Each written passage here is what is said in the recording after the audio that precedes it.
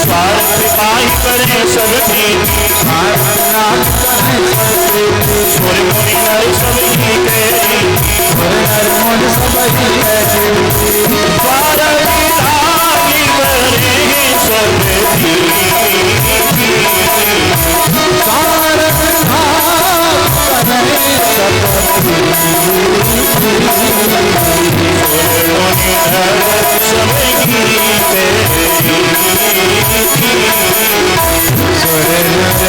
विधाई करे सब स्वार्थ लागी करे सब प्रीति सुर मुनि नर सब ही कैरी। बगैर स्वार्थ के कोई किसी से प्रेम नहीं करता, नहीं जाता है। सुर माने चाहे वो देवता हो, मुनि माने चाहे संत हो, और चाहे नर माने मनुष्य योनि हो। तो बोलो तुम्हारा क्या स्वार्थ है? गंगा ने कहा हाँ मेरा एक थोड़ा सा स्वार्थ है। बोले आ गई लाइन पर, अभी करेंगे कुछ काम नहीं, दर्शन करने। बोलो क्या लाभ है? बोले लक्ष्मी पार्वती ब्रह्मांडी मैं बड़ी आशा लेकर आई हूं।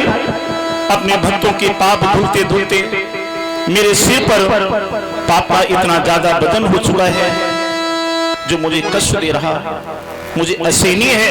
मैं बड़ा आशा लेकर आई हूं कि आप तीनों देवियां पतिव्रता हैं और हमारी पाप को हल्का करने में सक्षम है। माता बहनों भाइयों बंधुओं, जो ये बात तीनों देवियों ने सुनी तो लक्ष्मी ने क्या सोचा? ध्यान देना मेरे तरफ। लक्ष्मी ने सोचा कि जो सारे संसार के पाप हल्के करती हैं गंगा, अगर हमने उन गंगा जी के पाप हल्के कर दिए तो सबसे बड़ी देवी हम हो जाओ। तीनों लोगों में जय जयकार होगी कि सबसे बड़ी तो देवी लक्ष्मी है जिन्होंने गंगा के भी पाप हल्के कर दिए। पार्वती मैया सोचे अगर ये काम हम कर दें तो प्रधानमंत्री हम बन जाए, है ना?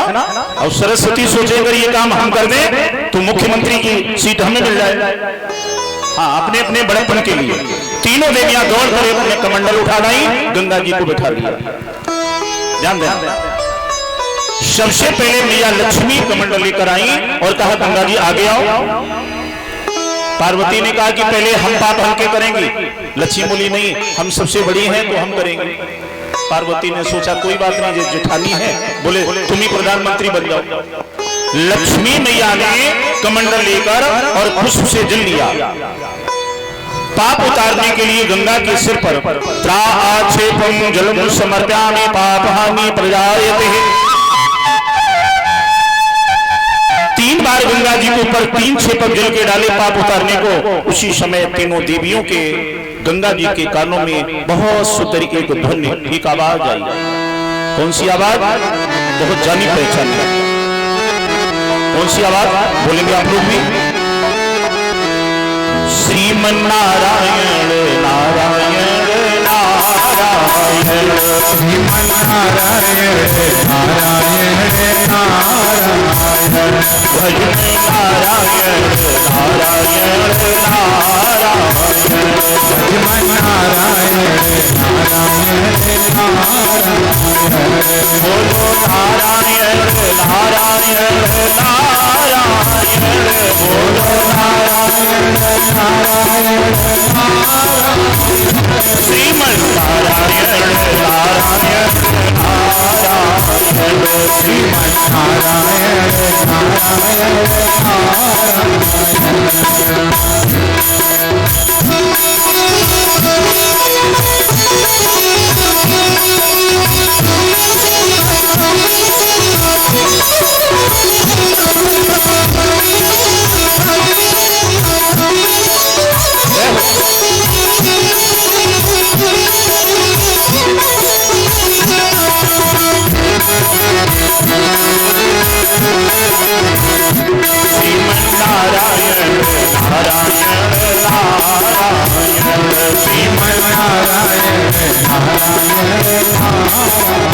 नारायण कहने का मतलब वीणा को बजाते हुए देवर्षि नारद जी वहां पहुंच गए।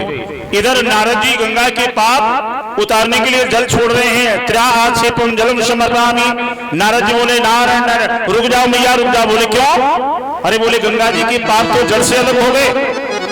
गंगा जी ने नारद को देखा, सोचा कि वैसे मेरे पाप हल्के हो भी जाते, लेकिन अब आ गए हैं नारद जी, ये कुछ न कुछ जरूर आगे लगाए। बोले मियाँ ठहर जाओ। बोले क्यों? बोले गंगा के पाप हल्के हो गए। गंगा जी बोली नारद जी मेरे तो सिर पर ज्यों के त्यों पाप लदे हैं, कोई फर्क नहीं पड़ा। नारद जी बोले अगर कोई फर्क नहीं पड़ा तो ये लक्ष्मी क्या, लक्ष्मी के पति भगवान विष्णु भी चले आए, लेकिन भगवान विष्णु भी तुम्हारे पाप हल्के नहीं कर सकते। लक्ष्मी को बड़ा क्रोध आया।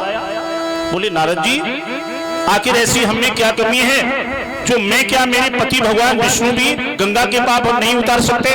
बोले नहीं उतार सकते। बोले क्यों?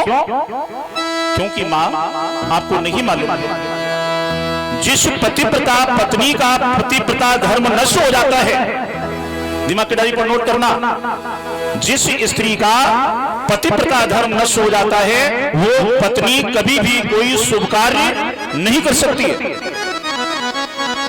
लक्ष्मी बोली बाबा तो मेरा क्या पतिव्रता धर्म नष्ट हो गया? बोले जी हाँ। लेकिन मेरा पतिव्रता धर्म कैसे नष्ट हुआ?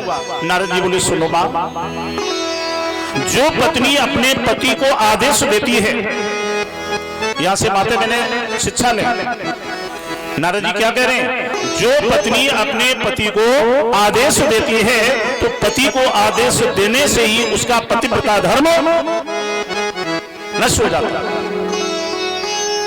वैसे हमें ये विश्वास है कि यहाँ जितनी भी माताएं बहनें बैठी हैं और विशेषकर दीनापुर की माताएं बहनें अपने पति को आदेश कोई नहीं देती, ये सब लक्ष्मी है। तो जाके मतलब हमें जा लगते कछु गड़बड़ है आप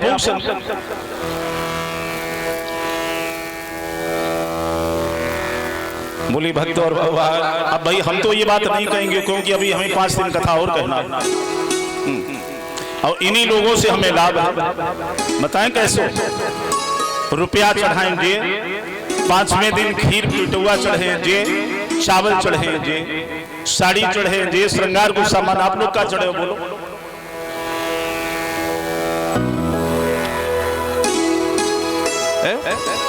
बोले भक्त और भगवान की। तो नारद जी बोले कि जिस पत्नी का पतिव्रता धर्म नष्ट हो जाता है वो कभी भी शुभ कार्य नहीं कर सकती। बोले मेरा धर्म तो नष्ट हुआ नहीं। बोले हुआ। बोले कैसे? बोले जो पत्नी अपने पति को आदेश देती है उसका धर्म नष्ट हो जाता है। लक्ष्मी जी बोली बाबा हमने तो अपने भगवान प्रभु राम जी को कभी आदेश दिया ही नहीं। बोले आपने दिया है। बोले कब? बोले आइए जरा। और एक बात ध्यान रखना, नारद जी के पास सभी के जन्म की पूरी हिस्ट्री, पूरी कहानी है। लक्ष्मी बोली मैंने कब आदेश दिया? बोले दिया है। बोले कब? बोले आइए जरा। बताने लगे बहुत पुरानी कथा। कौन सी? एक बार त्रेता युग माही। एक चीज ध्यान देना, रामचरित मानस की प्रत्येक वो चौपाई, जो कथा के प्रेमी हैं ध्यान देना, रामायण की प्रत्येक वो चौपाई जिस चौपाई में एक बार शब्द लगा है वहां पर कोई गूढ़ कथा छुपी है। और भागवत का प्रत्येक वो श्लोक जिस श्लोक में एकदा शब्द लगा है वहां पर भी कोई गूढ़ कथा छुपी है। तो यहां रामचरितमानस की चौपाई उठा रही। कौन सी? एक बार त्रेता युग माही और राम लखन सिंह पंचवटी माही।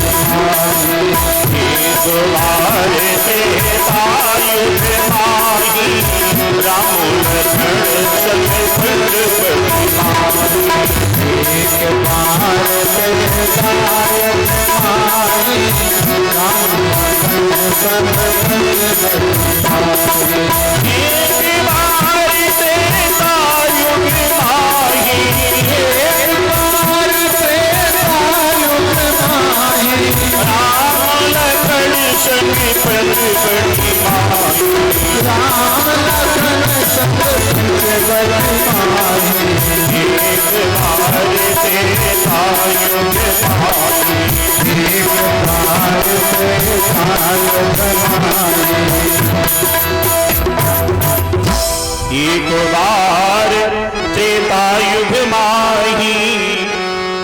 एक समय की बात है, त्रेता युग में पंचवटी में हे मैया लक्ष्मी, आप सीता के रूप में वहां पर थी। आपके पति भगवान विष्णु मर्यादा पुरुषोत्तम राम बने हुए थे, शेष लक्ष्मण बने हैं, आप तीनों पंचवटी में विराजमान थे। ध्यान देना, उसी समय लंका के पति रावण का मामा मारीच सोने का मृग बन करके उस पंचवटी के सामने से निकला। आपने सोने के मृग को देखा, उस मृग को देखकर राम जी को आदेश दिया और कहा कि प्रभु जाओ इस मृग को मार करके ले आओ, क्योंकि इसकी मृगशाला अपने पति की सुंदरता को बढ़ाएगी। ये जो आपने प्रभु राम को आदेश दिया, इसी आदेश देने से आपका पतिव्रता धर्म नष्ट हो गया।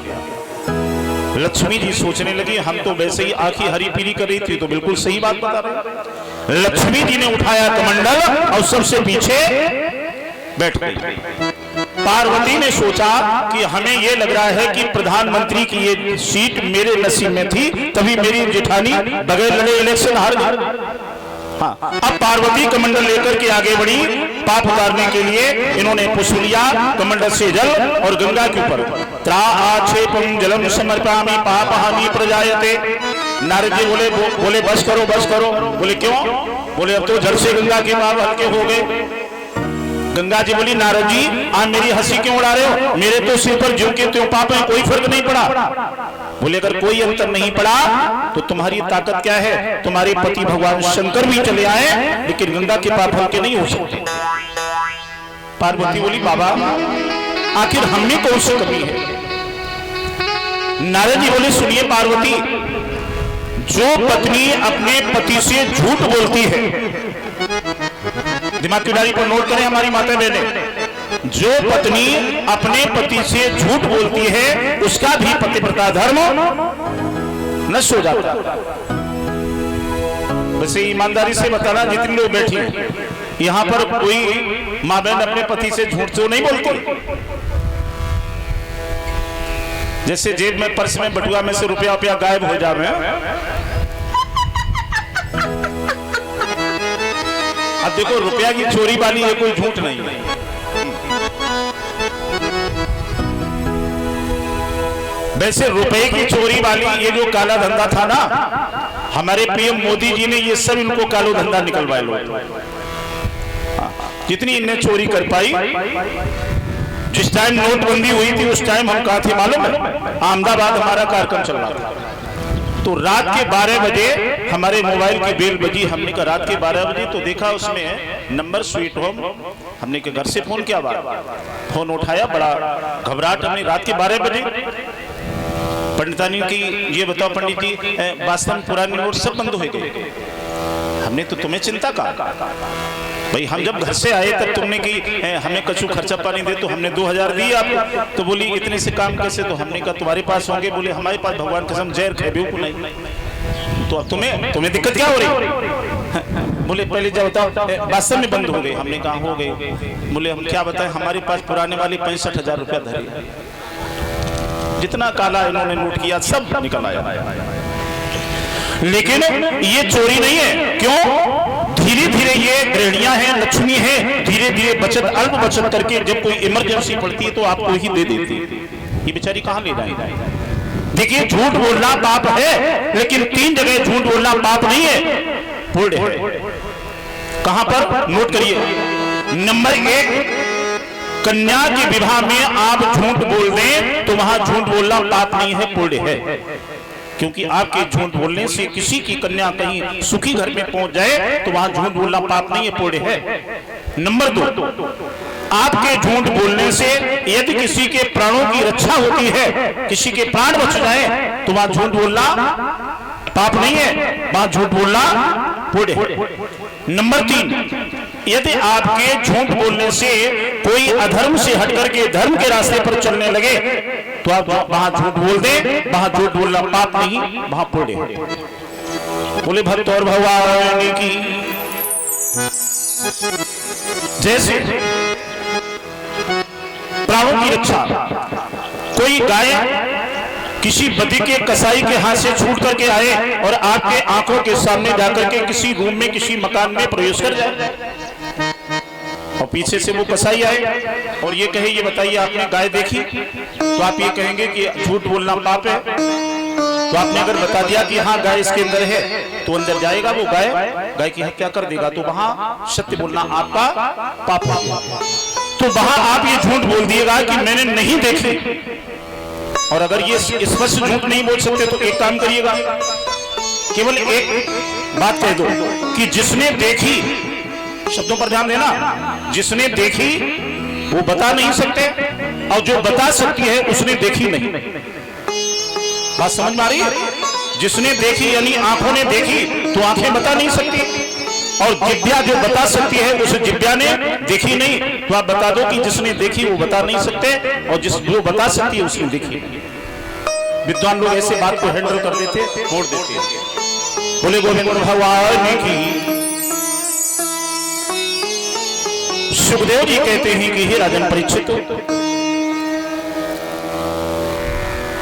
देवर्षि नारद जी ने कहा कि जो पत्नी अपने पति से झूठ बोलती है उसका भी पतिव्रता धर्म नष्ट हो जाता है। पार्वती बोली कि मैंने तो अपने भोले नाथ से कभी झूठ बोला ही नहीं। बोली आप झूठ बोली हैं। बोले कब? बोले सुनो। बताने लगे बहुत पुरानी कथा। और कौन सी कथा? आइए जरा शब्दों पर। एक बार त्रेता युग माही, एक बार त्रेता युग माही, शंभु गए कुंभल ऋषिधारी, शंभु गए कुंभल ऋषिधारी।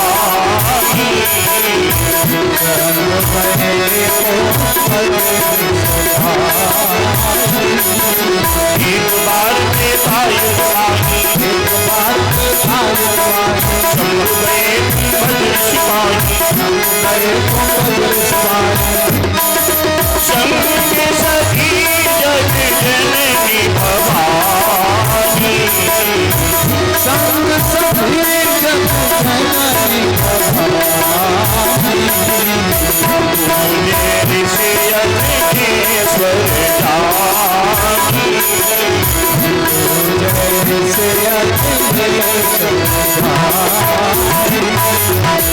राम कथा मुनि भरत बखानी, राम कथा मुनि भरत बखानी।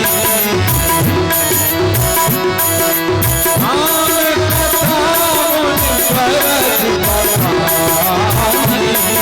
सुनी महेश धर्म सुखधानी, सुनी महेश धर्म सुखधानी। बहुत पुरानी कथा बताने लगे। एक बार त्रेता युग माही, शंभु गए कुंभज ऋषि पाही। एक बार माने एक समय, शंभु माने भगवान शंकर कुंभज ऋषि के आश्रम में गए, है ना। संग सती जग जननी भवानी। संग में कौन गई?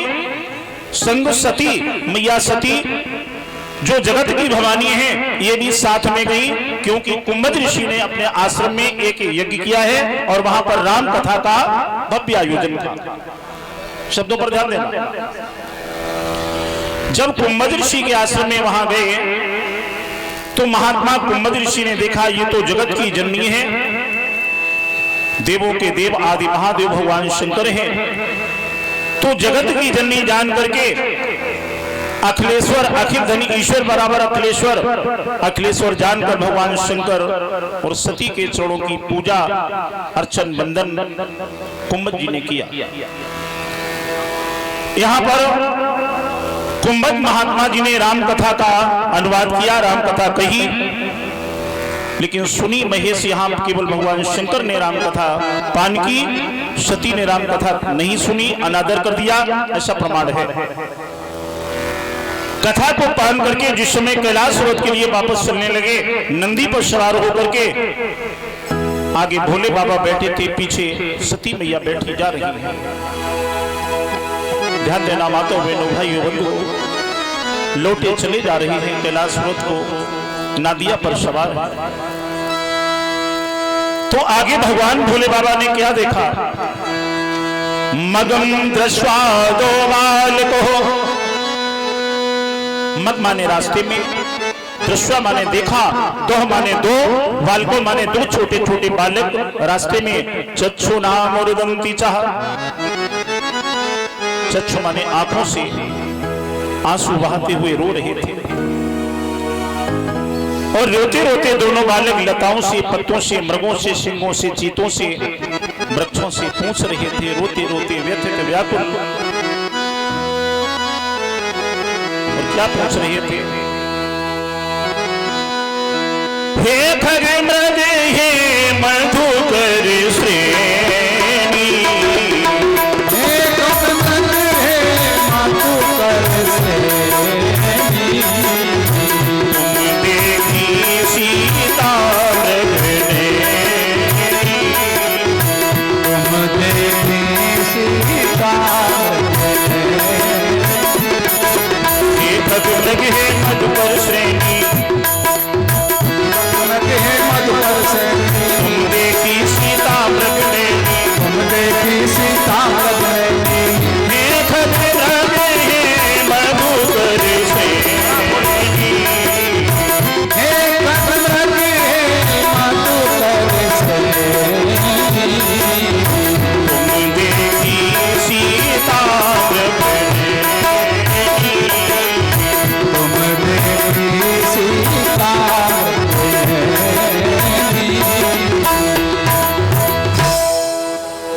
लताओं से पत्तों से पूछते हुए जा रहे हैं प्रभु मर्यादा पुरुषोत्तम राम, क्योंकि इनकी सीता का हरण हो चुका था।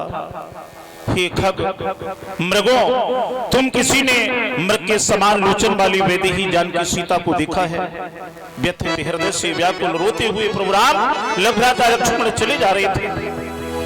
इधर नंदी पर सवार भोले बाबा ने पहचान लिया, क्योंकि भोले बाबा के इष्ट हैं कौन? प्रभु राम जी। और राम जी के इष्ट हैं कौन? शब्दों पर ध्यान दें, जो कथा के प्रेमी हैं। राम जी के इष्ट कौन है? राम जी किसकी उपासना करते हैं? एक शब्द आ गया उपासना। उपासना माने क्या होता है? उपासना शब्द की संविच्छेद करें, उपधन आसन बराबर उपासन। उप माने नजदीक और आसन माने क्रिया। जिसके नजदीक पहुंचने के लिए जिस क्रिया का प्रयोग होता है उसे कहते हैं उपासना। ठीक है ना? तो भगवान शंकर जी किसकी उपासना करते हैं? भगवान राम की। और राम जी किसकी उपासना करते हैं? भगवान शंकर की। यानी एक दूसरे के पूरक हैं ये दोनों। अच्छा एक बात बताओ, भगवान भोले बाबा का भगवान शंकर के शरीर का रंग कैसा है? बोलो जरा। वैसे तो ना हमने देखा ना आपने, लेकिन अपना आइडिया लगाइएगा, भगवान शंकर के शरीर का रंग कैसा है? नीला। अगर नीला है तो ऐसा क्यों लिखा गया कि कर्पूर गौरम करुणावतारम और संसार सारम भुजगेंद्रहारम। अगर नीला है तो कर्पूर गौरम यानी कपूर के समान उनका सफेद क्यों बताया गया? चलो भाई ये तो बात गलत हो गई। अब ये बताओ भगवान राम जी का रंग कैसा है? आपकी गड़बड़ मत करना। राम जी का रंग, अरे बोलो ना, कुछ तो बोलो। श्यामला। अगर श्यामला है तो ऐसा क्यों लिखा गया कि नीलांबुज श्यामल कोमलांगम, नीलांबुज श्यामल। अगर श्यामला है तो इनका रंग नीला क्यों लिखा गया? देखिए हम बताएं, वैसे तो भगवान शंकर का रंग नीला है, और विशेषकर नीला कब हुआ? जब इन्होंने समुद्र के मंथन से निकला हुआ हालाहर जहर जब पान किया तो इनका पूरा कंठ नीला हो गया, पूरा शरीर भी थोड़ा थोड़ा नीला हो गया, तो इनका रंग नीला हुआ। ठीक है ना? लेकिन इन्हें कर्पूर गौरम, कपूर के समान गोरा क्यों लिखा गया? क्योंकि इन्होंने उपासना किसकी की? भगवान राम की, यानी भगवान विष्णु की। राम भगवान विष्णु ही है। तो भगवान विष्णु के शरीर का रंग है सफेद, और जो जिसकी उपासना करता है, उपासक की उपासना तब तक पूर्ण नहीं होती है जब तक उपासना करने वाले पर अपने इष्ट का रंग चढ़ता नहीं है। तो भगवान शंकर ने उपासना की भगवान विष्णु की, तो इनका रंग, भगवान विष्णु का रंग चढ़ा भगवान शंकर पर, तो इन्हें लिखा गया कर्पूर गौरम, यानी इनका रंग विष्णु का आ गया शंकर पर। और शंकर की उपासना की भगवान विष्णु ने, तो भगवान शंकर का जो नीला रंग था वो पहुंच गया भगवान राम पर, तो इन्हें लिखा गया नीलांबुजश्याम, यानी एक दूसरे का रंग एक दूसरे पर चढ़ गया। क्योंकि जब तक इष्ट का रंग उपासक पर चढ़ता नहीं है तब तक उपासना अधूरी बनी जाती है। बोले भक्त और भगवान की। तो रोते हुए प्रभु राम जी जा रहे थे लभ्राता लक्ष्मण के साथ। चंद्रशेखर मूलधारी भगवान शंकर ने नांदी पर बैठे हुए देखा, ओहो ये तो हमारे इष्ट प्रभु राम हैं, जिनका हम श्वास श्वास से नाम स्मरण करते हैं, ये मेरे इष्ट हैं। तो भोले बाबा ने वहीं पर नंदी पर बैठे बैठे प्रभु राम जी को प्रणाम किया। जब प्रणाम किया, पार्वती कहां बैठी हैं? पीछे नंदी पर, भोले बाबा के पीछे। चंद्रशेखर भगवान शंकर ने राम जी को प्रणाम किया तो सती को यहां पर एक संदेह हो गया, शंका हो गई। एक चीज और ध्यान देना, पति में जिस पत्नी को संदेह होता है, याद रखना कि उस पत्नी को अपने पति से जुदाई सहन करनी पड़ती। अब भाई भगवान भोले बाबा ने राम जी को प्रणाम किया तो सती शांत बैठी रहती, लेकिन नहीं, इन्हें संदेह हो। कहा प्रभु एक बात बताओ, आप तो देवों के देव आदि महादेव हैं, लेकिन आपने इन छोटे बालकों को प्रणाम क्यों किया? शंकर भगवान बोले सती तुम्हें नहीं मालूम है, ये कोई साधारण बालक नहीं है। बोले फिर? यत्र तत्र सर्वत्र, यत्र तत्र सर्वत्र, यहाँ वहां हर जगह कण में रमने वाले एको ब्रह्मत्यानाश, ये ब्रह्म है, ये सच्चिदानंद है, घटघटवासी है, ये ब्रह्म है। सती को फिर संदेह बढ़ गया। बोले प्रभु एक बात बताओ, अगर ये सच्चिदानंद है, सत धन चित धन आनंद, जो पढ़े लिखे लोग ध्यान दें, सच्चिदानंद सत चित धन आनंद बराबर सच्चिदानंद। यदि सच्चे आनंद के भंडार ये हैं तो ये फिर रो क्यों रहे? भगवान भोले बाबा बोले सती तुम्हें नहीं मालूम है, इनकी अर्धांगिनी सीता का कोई हरण करके ले गया तो उनके विरह में ये व्यथित हैं। सती बोली जय हो। अभी तो आप कह रहे थे यत्र तत्र सर्वत्र कड़कड़वासी, हर जगह की बात जानने वाले हैं, सर्वव्यापी एको ब्रह्मज्ञानासी। अगर ये कड़कड़ में रमते हैं तो इन्हें ये भी मालूम होगा कि इनकी पत्नी सीता को छुड़ाकर कौन कहां ले गया। ये वहां जाएं और सीता को ले आए, फिर रोने की बात क्या है?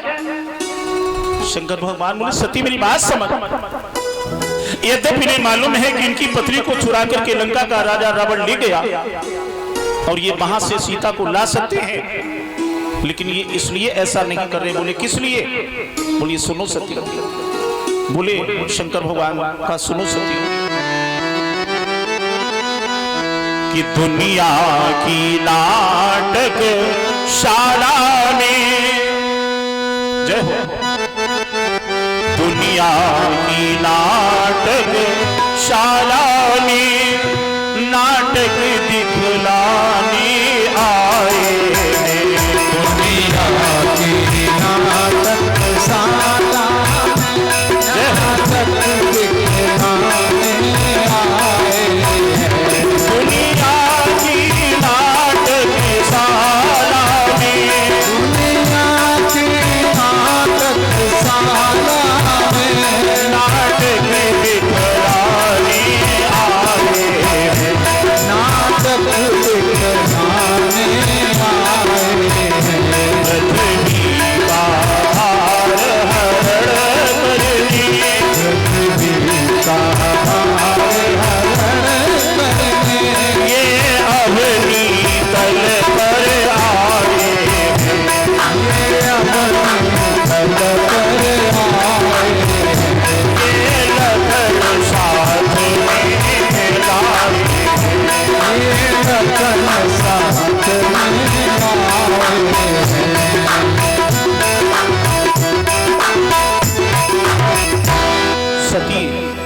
नहीं मालूम है।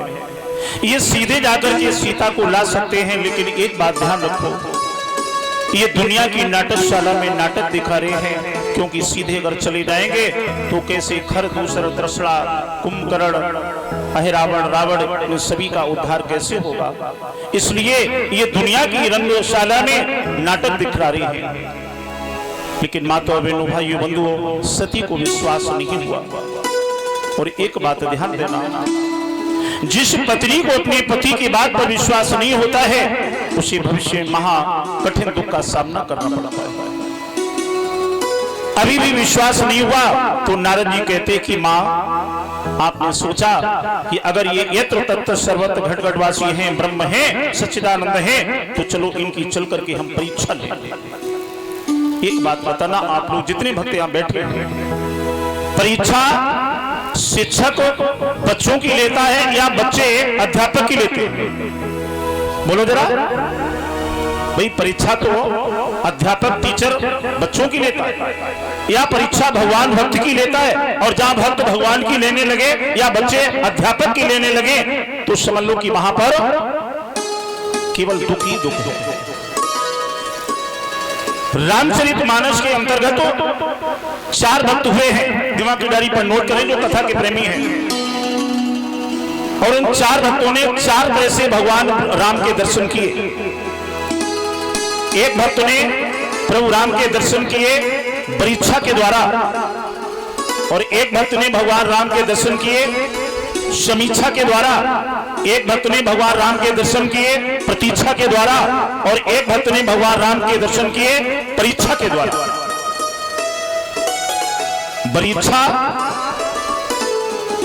परीक्षा, समीक्षा और प्रतीक्षा। परीक्षा के द्वारा यदि आप राम को पाएंगे, ब्रह्म को पाएंगे। परीक्षा माने क्या होता है? परीक्षा, परीक्षा माने होता है बर इच्छा। बर माने, वैसे तो बर का अर्थ होता है, बर माने उत्तम या श्रेष्ठ, लेकिन यहाँ बर का अर्थ है पति। वरीक्षा, वरीक्षा यानी पति के इच्छा से, पति के भाव से राम को किसने पाया? बोलो जरा। वरीक्षा के द्वारा जानकी सीता ने। यदि राम को, ब्रह्म को वरीक्षा के द्वारा पाएंगे तो जीवन में कभी सुख नहीं मिलेगा, पूरे जीवन रोना पड़ेगा। नहीं रोना पड़ेगा? रोना पड़ेगा नहीं, रोना पड़ा। वरीक्षा के दृष्टि से सीता ने राम को वरीक्षा के द्वारा पति के भाव से पाया, तो सीता को जीवन भर रोना पड़ा। नहीं रोना पड़ा? आइए हम बताएंगे आपको। जिस समय सीता का स्वयंवर हुआ, धनुष टूटने का जब सवाल आया, श्रीहत भये गए सब राजा, बैठे निज ने जाए समाजा। जब सीता के स्वयंवर में सभी राजा हार करके बैठ गए, कोई ये नहीं कहता है कि धनुष हम तोड़ेंगे, तो वहां जानकी सीता भी रोई और उनके पिता जनक भी रोए। उसके बाद जब राम जी ने धनुष तोड़ दिया, जानकी सीता ने सोचा कि अब तो थोड़ा खुशी मिलेगी, क्योंकि धनुष टूट गया, विवाह होगा, है ना। और जैसे ही माला पड़ पाई कि उधर से जो है फिर दुख हो गया, फरसा लेकर के कूद पड़े, दौड़ते हुए आए कौन? परशुराम जी। सो बेगाय बिहार समाजा नत गए हैं मारे सब, चारों तरफ हाहाकार मच गया। सीता ने ये देखा तो वहां भी रोने लगी, बोली अब क्या होने वाला। जब वहां से सीता अयोध्या में गई और जब जानकी को ये मालूम हुआ कि कल मेरे प्रभु राम को राज तिलक होगा, कल हम पटरानी बनेगी और मेरे प्रभु अयोध्या के राजा बनेंगे, खुशी मिली। लेकिन खुशी ज्यादा देर ठहरी नहीं। सुबह जब हुआ और जब ये मालूम हुआ कि मेरे प्रभु राम को 14 वर्षों का वनवास हो गया, तो वहां जानकी रोई। वनवास में गई, बोली कोई बात नहीं है, सच्चिदानंद मेरे साथ है, इनके चरणों में भक्ति से आनंद मिलेगा। चलो मैं फूस की झोपड़ी में ही आनंद ले लूंगी। लेकिन वहां भी आनंद नहीं मिला, क्योंकि कुछ समय के बाद ही रावण जानकी को उठा करके रथ में बैठा करके चला। वहां भी जानकी राम से जुदा होते समय रोई। लंका के अशोक वाटिका में जाकर के रावण ने कैद रखा, वहां जब तक जानकी रही राम से अलग, वहां जानकी रोई। रावण का जब वध हो गया, सोचा अब थोड़ा सुख मिलेगा। लेकिन राम जी आए, उन्होंने चिता तैयार करवाई और कहा जानकी पहले अग्नि परीक्षा। तो अग्नि परीक्षा देते समय भी जानकी रोई। लौट करके अयोध्या में आई, सोची अब तो 3 मेरी यहाँ सासें हैं, है ना, लाड़ प्यार मिलेगा, अब तो सुख मिलेगा ना। लेकिन अभी थोड़ा समय व्यतीत हो पाया, एक धोबी के कहने से जानकी को लक्ष्मण को आदेश दिया। लक्ष्मण ने रथ पर बैठा करके छोड़ दिया। जंगल में भटकते भटकते गर्भावस्था में वाल्मीकि के कुटिया में रही, वहां भी जानकी रोई। और अंत में जब राम जी पकड़ने के लिए दौड़े, अयोध्या में आई केस पकड़ने के लिए, तो रोते रोते धरा की धरोहर जानकी धरा में समा गई। पूरा जीवन रोते निकल गया, कभी सुख नहीं मिला। तो याद रखना, ब्रह्म को कभी परीक्षा के द्वारा मत पाना, क्योंकि परीक्षा के द्वारा पाएंगे तो जीवन भर रोना पड़ेगा। एक भक्त ने राम जी को पाया कैसे? समीक्षा के द्वारा। मन से सुनना, बहुत आनंद आएगा। यदि आप ब्रह्म को समीक्षा के द्वारा पाएंगे तो आपको इज्जत से हाथ धोने पड़ेंगे। समीक्षा के द्वारा। समीक्षा माने क्या होता है? सम इच्छा। सम माने बराबर और इच्छा माने भाव। यदि राम की बराबरी करके हम राम को पाएंगे तो हमें इज्जत से हाथ धोने पड़ेंगे। नहीं धोने पड़ेंगे? धोने पड़े। राम की बराबरी किसने की? समीक्षा। रावण की बहन शूर्पणखा, राम की बराबरी की नहीं की। आइए रामचरितमानस में मेरे तरफ क्या लिखा गोस्वामी जी ने। जब राम जी के सामने पहुंची पंचवटी में तो क्या बोली? तुम सम पुरुष नमो सम नारी, तुम सब पुरुष नमो सम नारी। ये संयोग विधि रचा विचारी, ये संयोग विधि रचा विचारी। सम पुरुष नमो सम नारी, सम पुरुष नमो सम नारी। ये संयोग विधि रचा विचारी, ये संयोग विधि रचा विचारी। तुम सम पुरुष नमो सम नारी, तुम सब पुरुष नमो सम नारी। ये संयोग विधि रचा विचारी, ये संयोग विधि रचा विचारी। तुम सम पुरुष नमो सम नारी, और ये संयोग विधि रचा विचारी। ना तुम्हारे समान कोई पुरुष है और ना मेरे समान कोई स्त्री है। ये संयोग ब्रह्मा जी ने बड़ा संयोग विचार करके रखा है। तो यहाँ राम की ब्रह्म की समीक्षा बराबरी करनी चाहिए, तो इज्जत से हाथ धोने पड़े। यानी लक्ष्मण ने शूर्पणखा के नाक और कान दोनों काटवाए। एक भक्त ने रामचरितमानस में राम को पाया किससे? प्रतीक्षा के द्वारा। प्रतीक्षा माने क्या होता है? इंतजार। हाँ, एक बात ध्यान रखना, इंतजार चाहे कितना भी करना पड़े, कितनी लंबी प्रतीक्षा करनी पड़े, लेकिन इंतजार करके अगर हम प्रतीक्षा के द्वारा ब्रह्म को पाएंगे तो हमें ब्रह्म के चरणों की भक्ति प्राप्त होगी। प्रतीक्षा से किसने भगवान को पाया? बहुत लंबी प्रतीक्षा। किसने? बोलो जरा। बहुत लंबी। बचपन गुजर गया, जवानी गुजर गई, बुढ़ापा आ गया, चौथे पन में चल रहा है। कौन? कि रामा रामा रटते रटते बीती रे उमरिया, रामा रामा रटते रटते बीती रे उमरिया। रामा रामा रटते रटते बीती रे उमरिया, रामा रामा रटते रटते बीती रे उमरिया। रघुकुल नंदन कवियाओं में, कुल नंदन कवियाओं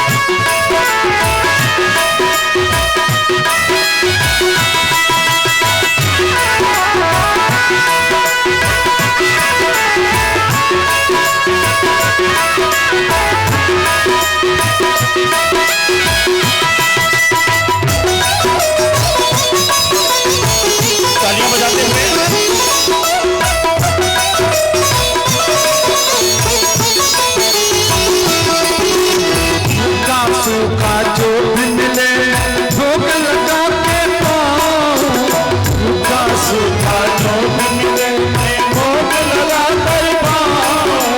राम तेरे दर्शन के खातिर मन में जीवन पाऊं, राम तेरे दर्शन के खातिर मन में जीवन पाऊं। रास्ता देखत नजर है जाती जाती है तो दरिया, बीती रे ओ मारिया, रामा रामा रखते बीती रे ओ मारिया। रघुकुल नंदन कब आओगे, रघुकुल नंदन कब आओगे, दास की जो मारिया, रामा रामा रखते बीती रे ओ मारिया, रामा रामा रखते श्री राधे रे ओ मारिया।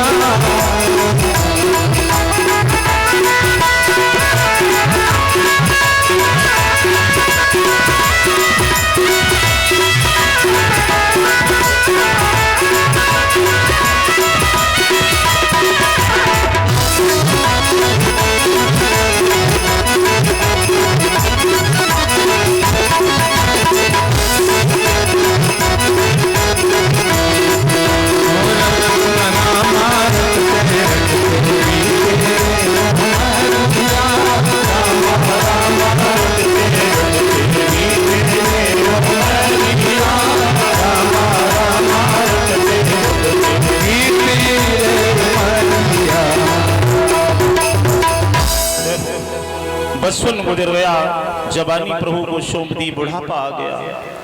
सुबह उठती है तो एक नई आशा लेकर के स्नान ध्यान प्रभु का ध्यान करके अपने साड़ी के पल्लू से रास्ते को बुहारती है। आज मेरे प्रभु आएंगे, आज आएंगे। बाट गिरती है, शाम हो जाती है, सूर्य डूब जाते हैं, निराशा लेकर के आज सो जाती है। सुबह होता यही क्रम 3 पन हो गए हैं, लेकिन आखिर वो एक समय आ ही गया जब प्रभु राम मर्यादा पुरुषोत्तम श्री राम लखमाता लक्ष्मण के साथ शिवरी के यहाँ जाकर पहुंचे, है ना। तो लंबी प्रतीक्षा के द्वारा जब राम जी को पाया तो राम की चरणों की भक्ति मिली, है ना। तो प्रतीक्षा कितनी भी करनी पड़े, प्रतीक्षा के द्वारा यदि राम को पाएंगे तो हमें प्रभु की भक्ति प्राप्त होगी। चौथा भक्त हुआ है जिसने भगवान को परीक्षा के द्वारा पाया। कौन? वही तो नारद जी बता रहे हैं कि जब भगवान भोले बाबा ने प्रणाम किया उन छोटे बालकों को, राम को, तो सती को विश्वास नहीं हुआ कि ये ब्रह्म है। सती ने सोचा कि चलो हम चलकर परीक्षा लें। एक बात ध्यान देना, सती परीक्षा लेने किसकी जा रही है? उन नारायण की, ब्रह्म की, जो सारे ब्रह्मांड की, जो सारे संसार की परीक्षा लेता है, उसकी परीक्षा। सती ने भोले बाबा के हाथ जोड़े, बोले आप यहीं थोड़ा विश्राम करो और मैं जंगल को जा रही हूं। भोले बाबा ने कहा कहां जा रही हो? बोले आपके गले में हार डालने के लिए जंगल से कुछ फूल लेने। और कहां जा कहां रही है? ब्रह्म की परीक्षा लेने। भोले बाबा समझ गए हैं कि सती तू जहां जा रही है, याद रखना वहां जाने से तेरा कल्याण नहीं है। पहले तो भोले बाबा ने मना किया, लेकिन जब नहीं माने सती, भगवान शंकर ने नेत्र बंद कर लिए, नंदी को खड़ा कर लिया और बटवृक्ष के नीचे आराम से खड़े हो गए।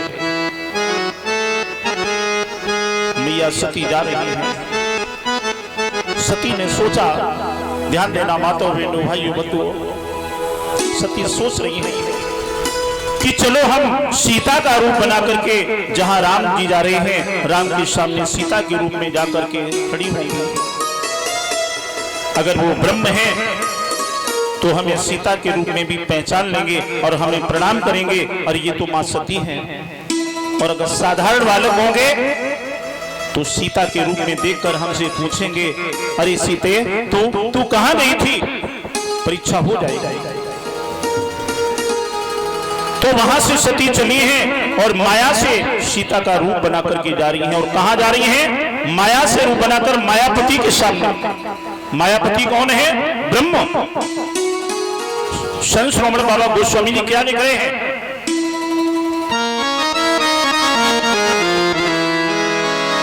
जे ही माया सब जगह ही नचा, जे ही माया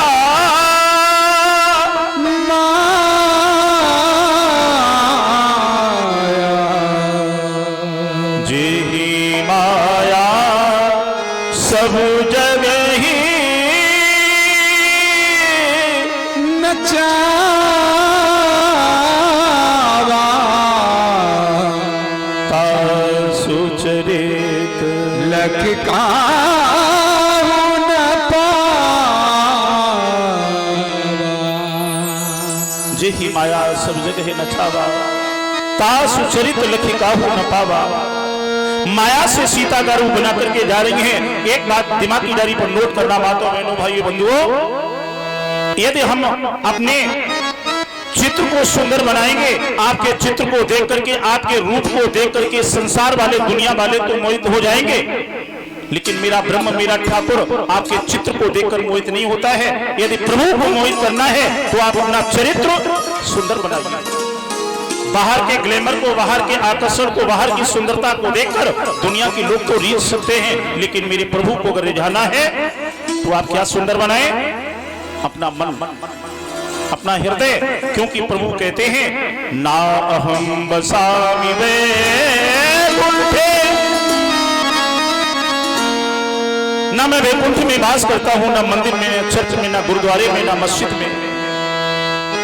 अगर मैं वास करता हूं तो केवल कहां?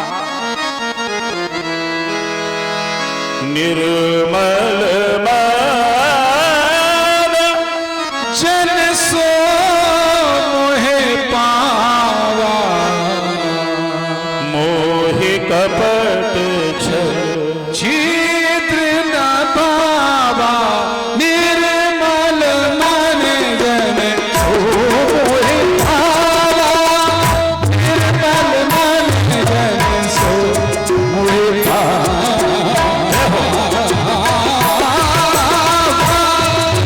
निर्मल मन जन सो मोहे पावा, मोहि कपट छल छिद्र न पावा, मोहि कपट छल छिद्र न पावा।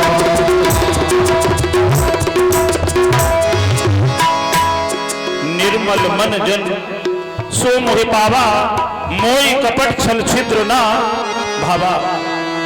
यदि मुझे रिझाना है, मुझे प्रसन्न है, तो अपने मन को निर्मल बनाइए। जो मैंने तुम्हें मंदिर दिया है, इस मंदिर को शुद्ध बनाइएगा।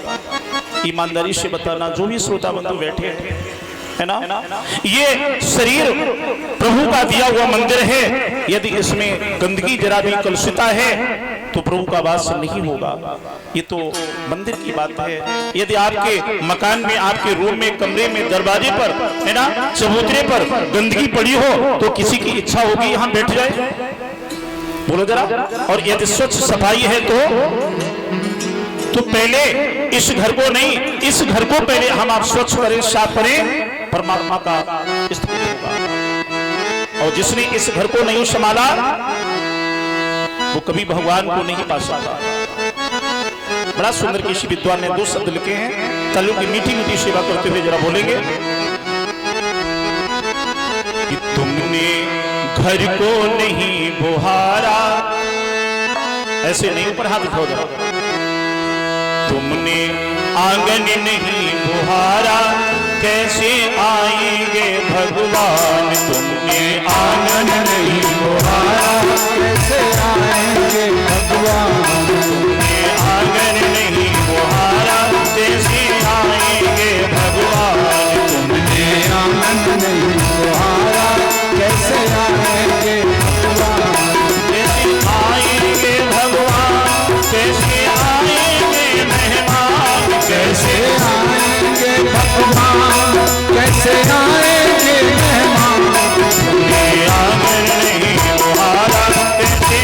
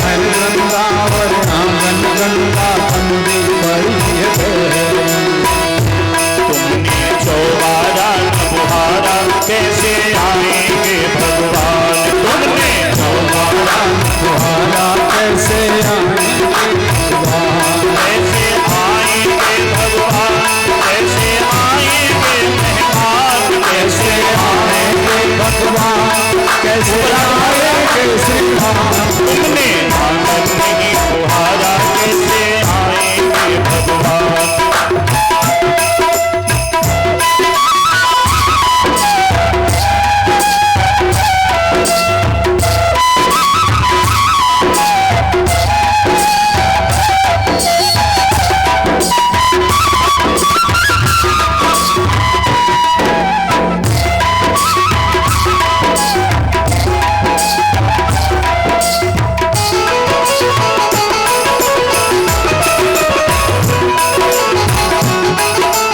श्री राधे।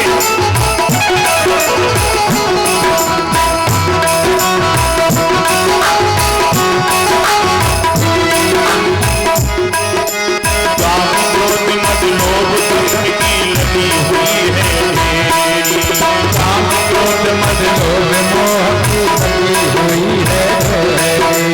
काम क्रोध मद लोभ दुष्ट की लगी हुई है मेरी। काम क्रोध मद मोह दंड की लगी हुई है मेरी। तुमने मन को नहीं संभाला, कैसे आएंगे भगवान। तुमने मन से नहीं संभाला, कैसे आएंगे भगवान, कैसे आएंगे भगवान, कैसे आएंगे मेहमान, कैसे आएंगे भगवान, कैसे आएंगे मेहमान। तुमने आंगन नहीं बुहारा, कैसे आएंगे भगवान। हमने आंगन नहीं बुहारा, कैसे आएंगे भगवान। हरि बोल।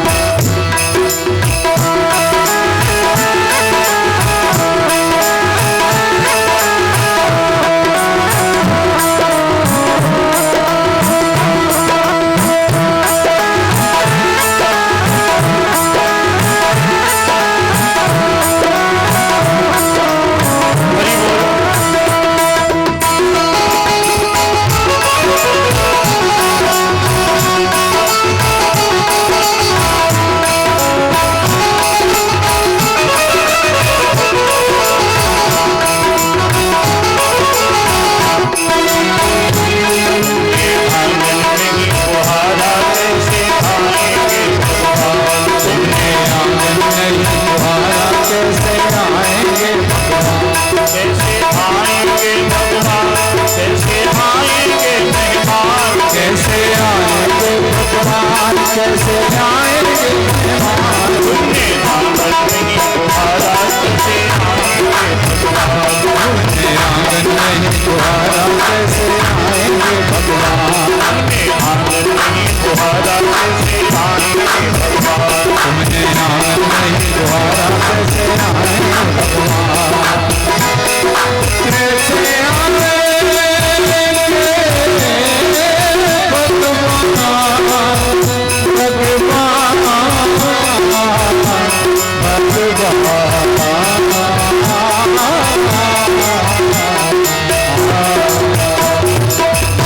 प्रेम शुली भक्त और भवानी की जय हो। श्रीमद् भागवत पूर्व प्रसंगायाम आज अपने कथानक पर कथा का प्रसंग कहाँ चल रहा था, मेन कथा का ट्रॉफिक कहाँ पर है, बोलो जरा कोई बताओ। मेन कथा का प्रसंग कहाँ पर चल रहा है।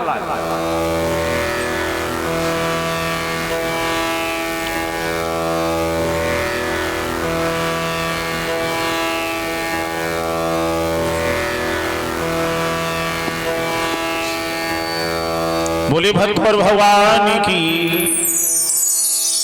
अब कथा पर ध्यान जब होना, कोई ठंडे पानी में ध्यान किसी का, किसी को बच्चे खिलाने में ध्यान, और किसी किसी को नींद लेने में भी ध्यान है। बोले महाराज जी तो चिल्ले नींद खींच लो आ रहा है, बढ़िया। बोले गोविंद भगवान की। कथा का मेन प्रसंग आपका चल रहा है। सुखदेव जी कहते हैं कि हे राजन परीक्षित, मिया सती जा रही हैं कहा, ब्रह्म की राम की परीक्षा लेने, माया से सीता का रूप बना करके, ठीक है ना। अब सीता का रूप लेकर के जब मैया सती वहां जा रही हैं जहां प्रभु मर्यादा पुरुषोत्तम राम लघुभ्राता लक्ष्मण जा रहे हैं रोते हुए एक रास्ते पर। ध्यान देना मेरे तरफ, राम जी की दृष्टि पड़ी है। प्रभु राम ने देखा, ओहो मैं सती आ रही है, यदि हम इनके सामने गए तो अनर्थ हो जाएगा, मुझे मालूम है कोई बचा नहीं सकता, मां सती भोले बाबा से जुदा हो जाएगी। प्रभु राम ने उस रास्ते को छोड़ दिया, प्रभु राम दूसरे रास्ते पर चलने लगे। ये विद्वान लोगों का मत है कि यदि आपके रास्ते पर कोई जा रहा है ना, आप जिस रास्ते पर जा रहे हैं उस रास्ते पर यदि कोई बाधा डाले तो विद्वानों का मत है कि आप अपना रास्ता बदल दें, अपना उद्देश्य ना छोड़ें लेकिन रास्ता बदल दो। तो राम जी ने भी रास्ता बदल दिया। सती ने देखा तो सती दूसरे रास्ते पर भी आके खड़ी हो गई। प्रभु राम ने यह भी रास्ता छोड़ दिया, प्रभु राम तीसरे रास्ते पर, सती तीसरे रास्ते पर भी।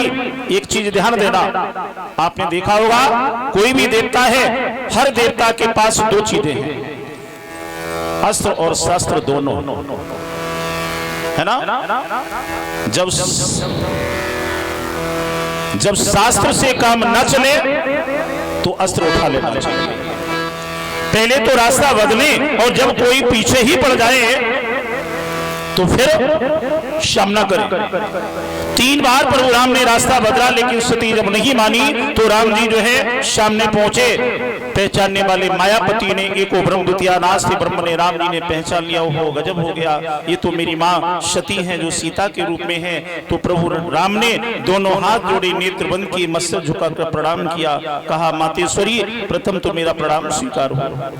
और उसके बाद राम जी ने पूछा, कहा माँ एक बात बताओ। क्या बोले राम जी? अकेली जंगल में घूम रही कैलाशी कहाँ विराजे हैं, सच सच बतला दो हे मैया कैलाशी कहाँ विराजे हैं। अरे माँ प्रथम तो मेरा प्रणाम स्वीकार हो, लेकिन एक बात बताओ, आप अकेली इस जंगल में भोले बाबा, वो चौशिकर मोलधारी भोले बाबा कहाँ हैं? सीता के रूप में सती समझ गई हैं, ओहो इन्होंने तो पहचान लिया ये ब्रह्म है। लज्जा से सती की गर्दन नीचे झुक गई, आंखों से आंसू टप टप टप बहने लगे, परेशान हो गई, थर थर कांपने लगी, भयभीत हो गई हैं क्योंकि इनकी चोरी पकड़ी गई। और एक बात ध्यान देना, हम कितने भी चतुराई से कोई गलत कार्य करें, चुपके से करें, छुपा करके करें, अंधेरे में करें, उजाले में करें, अकेले में करें, लेकिन एक चीज ध्यान लेना, हम उस नारायण की दृष्टि से कभी बच नहीं सकते। यहाँ आप जब जाते हैं बड़ी बड़ी ऑफिस में, बैंक के सामने तो लिखा होता सावधान आप सीसीटीवी कैमरे की नजर में है। यहाँ के कैमरे की नजर से आप बच सकते हो, लेकिन जो परमात्मा का ऑलरेडी जो कैमरा लगा हुआ है उस कैमरे की कैचिंग पावर के स्टेशन से आउट ऑफ जा ही नहीं सकते, कैसे हो ही जाओगे। मजेदारी वाली बात देखिए कि यहाँ के हर चीज से मनुष्य डरता है लेकिन प्रभु के किसी भी अदालत से डरता नहीं। एक चीज आपको बताएं, संसार में केवल 2 चीजें सत्य हैं। आज तक आप केवल एक सत्य समझते आए कि एक ही चीज केवल सत्य है, क्या? राम नाम सत्य है। लेकिन आज हम बताएंगे कि एक चीज और सत्य है। एक तो राम नाम सत्य है, लेकिन अभी नहीं राम नाम सत्य है। अभी क्या सत्य है? अभी हम सत्य है, मेरा मकान सत्य, मेरी दुकान, मेरी पत्नी, मेरा घर परिवार, ये सत्य है। राम नाम सत्य कब होगा? जब चला मुसाफिर दुनिया से, जब 4 कन्नों पर हम चलेंगे ना, तब पीछे से लोग बताएंगे कि राम नाम। अगर अभी हम जान लें कि राम नाम सत्य है, बाकी सभी असत्य है, तो मेरे जीवन में कभी कष्ट ही ना आए, है ना। लेकिन अभी नहीं, राम भी सत्य है और एक चीज सत्य और है। पहले आप बोलो दूसरा क्या सत्य है? एक तो राम नाम सत्य, ये तो सभी को मालूम है। एक चीज दूसरी क्या सत्य है? बोलो जरा पाठक जी, मुकेश जी, बोले दूसरा क्या सत्य बताओ, नहीं तो कथा बंद।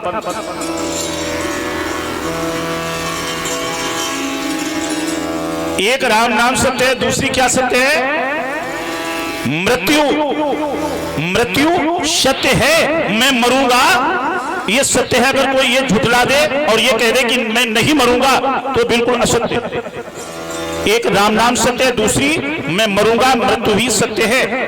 एक चीज ध्यान रखना, आप दान न करें, कथा न सुने, गंगा ना नहाए, पूजा न करें, लेकिन दो चीजें हमेशा माइंड में फीड रखें और दोनों सत्य हैं।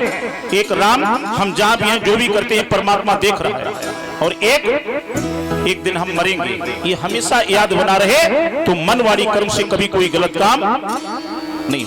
लेकिन जब दोनों सत्य को भूल जाते हैं, बोले यहाँ कौन है, कोई नहीं, अरे कर लो चोरी से, अरे कोई नहीं है, देखने वाला तो देख रहा है, कहां जाएंगे आप? नंबर 2, दौलत के नशे में मदान होकर के, जवानी के नशे में, सुंदरता के नशे में मदान होकर के हम भूल जाते हैं, गलत काम करते हैं। हमेशा ये रखें कि एक दिन मैं मरूंगा, ये शरीर छूटेगा, ताकत, दौलत, सुंदरता जो भी है एक दिन यही रह जाएगी। अगर ये माइंड में बना रहे तो कभी मन वाली कर्म से मनसा वाचा कर्मणा कभी गलत ना हो। जब दोनों सत्य से अलग हो जाते हैं, क्योंकि बाबा गोस्वामी जी ने लिखा संसार में बाकी सभी स्वप्न है, केवल एक ही चीज सत्य है। क्या?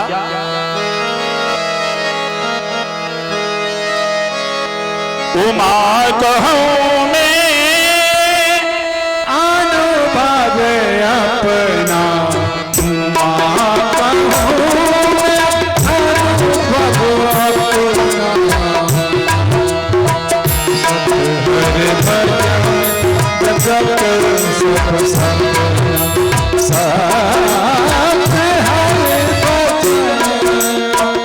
जगत सब सपना, उमा कहूं मैं, उमा कहूं मैं, उमा कहूं मैं अनुभव अपना।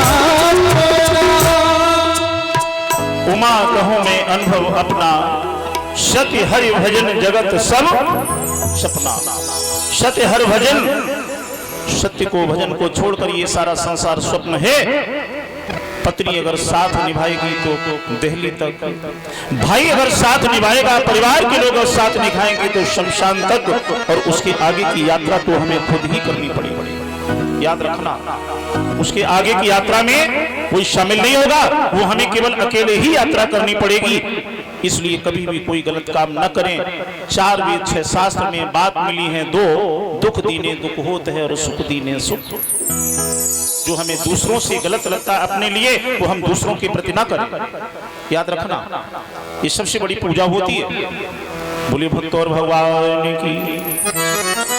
सुखदेव जी कहते हैं कि हे राजन परीक्षित, प्रभु राम ने अपनी माया समेटी है, सती वहां से दौड़ करके आई हैं, थर-थर कांप रही हैं। राम की परीक्षा लेने के बाद जब लौट कर आई हैं तो भगवान के भक्त नारद कहते हैं, मां पार्वती तुम अपने पति से झूठ बोली, इससे तुम्हारा पतिव्रता धर्म नष्ट हो गया। बोली कहां झूठ बोली? जब परीक्षा लौट करके आई, भोले बाबा जहां वटवृक्ष के नीचे खड़े खड़े शंकर भगवान नेत्र बंद किए हैं, क्योंकि नेत्र बंद किए सारा दृश्य वहीं से दृश्य गोचर दिव्य दृश्य के द्वारा कर रहे हैं। और भोले बाबा नेत्र बंद किए प्रभु राम के चरणों में ध्यान लगाए हैं, प्रभु मुझे क्षमा करना, मैंने तो सती को मना किया, लेकिन ये नहीं मानी। वो सीता का रूप लेकर आपकी परीक्षा लेने चली गई। तब तक सती पहुंची हैं, थर-थर कांप रही हैं, बदन पीला पड़ गया, ओंठ कपकपा रहे हैं। धीरे से बोली, भोलेनाथ, भोलेनाथ कौन सती? हाँ मैं परीक्षा ले आई हो। तो सती से जीवन में सबसे बड़ी गलती यहां पर हो गई। सती ने कहा क्या? शंकर भगवान बोले परीक्षा ले आई हो मेरे ब्रह्मराम की? सती बोली नहीं तो। बोले फिर उनके पास गई क्यों थी? तो सती क्या बोली? कछु न परीक्षा गोसाई, कछु न परीक्षा लीन गोसाई, कीन प्रणाम तुम्हारे नाई, कीन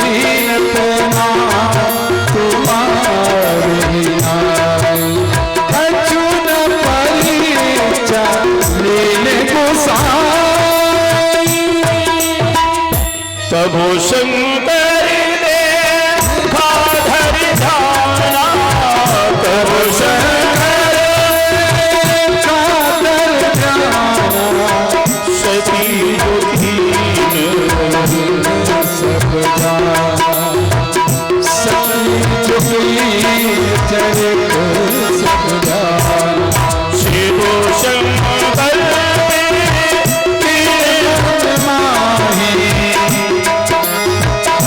जातन सती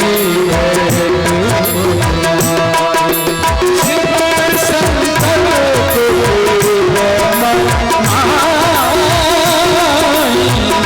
जातन सती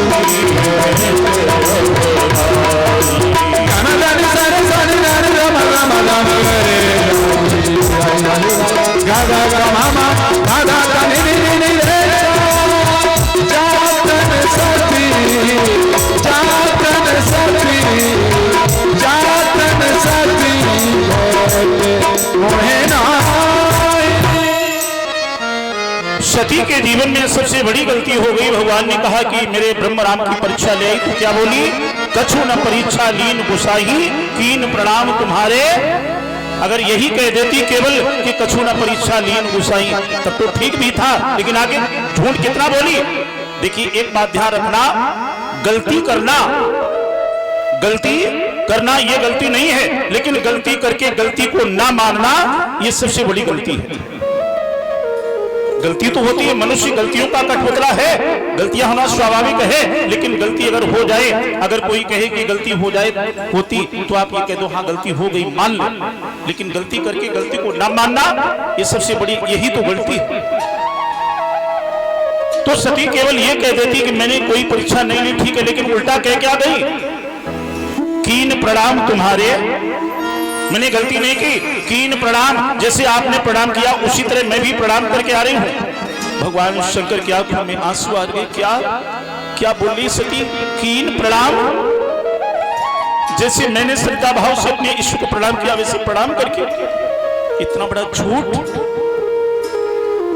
प्रभु मुझे क्षमा करना। तब शंकर देखा धर ध्याना, सती जो कीन मरम सब जाना। ध्यान आ गया, वो सती परीक्षा भी ले लेती कोई बात नहीं, लेकिन तूने ये क्या किया? मेरी मां लक्ष्मी है और लक्ष्मी के अवतार है सीता, और सीता को मैं मां कहता हूं। लक्ष्मी मेरी मां है, सीता मेरी मां है। और आज सती तूने मेरी मां का रूप धारण किया। आज के बाद अगर हम तुमसे पति पत्नी का संबंध रखेंगे तो मेरा धर्म मेरा कर्म बिगड़ जाएगा। इसलिए तू मेरी मां बन चुकी है, मेरी मां का रूप बना चुकी है, आज से तू मेरी मां है। शिव संकल्प कीन मन माही, या तन सती भेंट अब। इस जन्म में ना हम तुम्हारे पति हैं और ना तू मेरी पत्नी है। शिव संकल्प कीन मन माही, या तन सती भेंट अब इस जन्म में तू मुझे पति के रूप में नहीं पाएगी। सती ने क्या सोचा? अरे अभी ये भांग के नशा में ज्यादा है ना, और भांग के नशा में जब कोई होता है तो ऐसे ही बड़बड़ाता है। अभी ये भांग के नशा में इसलिए बता रहे कि या तो सती, और जब इनका नशा ठंडा होगा ना तो हम इनकी बे और जे हमारे बे। लेकिन नहीं, शिव संकल्प, और जिस चीज का संकल्प हो जाता है चाहे प्राण चले जाए, लेकिन वो बात झूठ नहीं होती है। भोले बाबा ने संकल्प किया, चलने लगे। नादिये पर बैठे हैं, आगे भोले बाबा, पीछे सती, लेकिन भोले बाबा चंद्रशेखर मौलधारी शंकर बोल नहीं रहे। प्रभु राम के चरणों में ध्यान लगाए, प्रभु क्षमा करना, यद्यपि सती से बहुत बड़ा अपराध हुआ जो वो सीता बनकर आपकी परीक्षा लेने लगी, इसीलिए मुझे क्षमा करना प्रभु। बहुत देर हो गई, चली जा रही हैं। सती को चैन नहीं पड़ा। सती ने भोले बाबा के कंधे पर पीछे से हाथ रखा, भोलेनाथ भोलेनाथ हमें डमरू दे दो, मैं बजाती चलूं, यानी भूलने का कोई बहाना ढूंढा। शंकर भगवान ने पीछे देखा सती को और क्या बोले? बोले चुप्पा बैठी रहो अम्मा, काहे कान खाए हो? भोले बाबा ने तो अपने उनसे अम्मा तक कही जब उनकी अम्मा बनी यानी सीता बनी। आजकल हमने देखा ज्यादातर लोग अपने उनसे अम्मा मम्मी कहा था, नहीं कहा। शाम को जब लौटकर घर में आए, बोले लल्ला मम्मी कहाँ है? अब जाने तुम लल्ला की मम्मी पूछ रहे कि अपनी मम्मी पूछ रहे, है ना? बोले भक्त और भगवान की। तो सुखदेव जी कहते हैं कि हे परीक्षित जी, नारद जी कहते हैं कि मां सती आप भोले बाबा से झूठ बोल गई, इसलिए आपका पतिव्रता धर्म नष्ट हो गया। यहां से हमारी माता बहनें शिक्षा लें कि आज के बाद कोई भी मां बहन बेटी कोई बच्चियां आज से अपने पति से झूठ नहीं बोलेंगे, ठीक है ना? समझाने का काम मेरा और मानना ना मानना ये आपकी खुशी। बोले भक्त और भगवान की। चिंता मत करो, आज से ये झूठ नहीं बोलेंगे मुकेश। हाँ, और ना आज से बटुआ से रुपया गायब हो जाए। बोले गोविंद भगवान की। चलिए, काफी देर हो गई, आप लोग शांत बैठे हुए हैं क्योंकि मैं भी कथा में लगा था। हाँ, पीछे हम देख रहे हैं कोई लोग तो पूरी नींद दे चुके। ऊपर हाथ उठाओ जरा, बिल्कुल ऊपर। बोली राधा रानी सरकार की। मस्सी में तालियां बजाते हुए आइए मस्सी में डूबते हैं। दो सतोषी भगवान का स्मरण, उसके बाद आगे कथा पर हम आपको ले चले।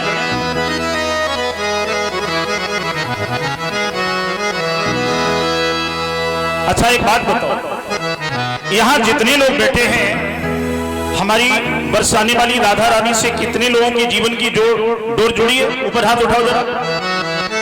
जिनकी राधा रानी से डोर जुड़ी और जिनकी खुद अपनी डोर अपने हाथ में, वो हाथ ना उठाए। दूसरी बात एक बताए, तालियां वही लोग बजाते हैं जिनके हाथ ठीक होते ना, और जो बेचारे विकलांग हैं वो तालियां नहीं बजा पाते। अब की देखना जो ताली ना बजाए समझना ये विकलांग है। चलो ऊपर हाथ उठाओ। मेरे जीवन की जुड़ गई डोर, श्री राधे ऊपर हाथ उठाओ जरा। मेरे जीवन की जुड़ गई डोर, किशोरी तेरे चरण में। मेरे जीवन की जुड़ गई डोर, हंसी में डूबते हुए। मेरे जीवन की जुड़ गई डोर, किशोरी तेरे चरण में। मेरे जीवन की जुड़ गई डोर, किशोरी तेरे चरण में। किशोरी तेरे चरण में, खिलाड़ो तेरे चरण में। किशोरी तेरे चरण में, राधे तेरे चरण में। मेरे जीवन की जुड़ गई डोर, किशोरी तेरे चरण में। जीवन की जुड़ गई